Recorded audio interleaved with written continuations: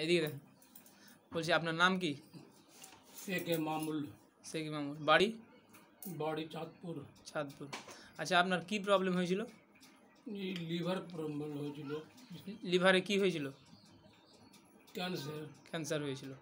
আচ্ছা, কি বলেছিল? ব্যাঙ্গালোর ভেলোর গিয়েছিলেন? চেন্নাই গিয়েছিলাম। কি বলেছে? চেন্নাই বলে ওষুধ করে দিচ্ছি এখান থেকে, ফের ওই ওষুধটা খাবেন গিয়ে এলে যদি বাঁচানে বালা থাকে তো উপরওয়ালা বাঁচাবে, নাহলে চলে যাবে। আচ্ছা, কিছু খাবেন ওষুধ। খেয়েছিলেন ওগুলো ওষুধ? হ্যাঁ, ওইটাই ওষুধ চলছিল। কিছুদিন চলার পরে তারপরে আপনাদের ওষুধটা চলছে।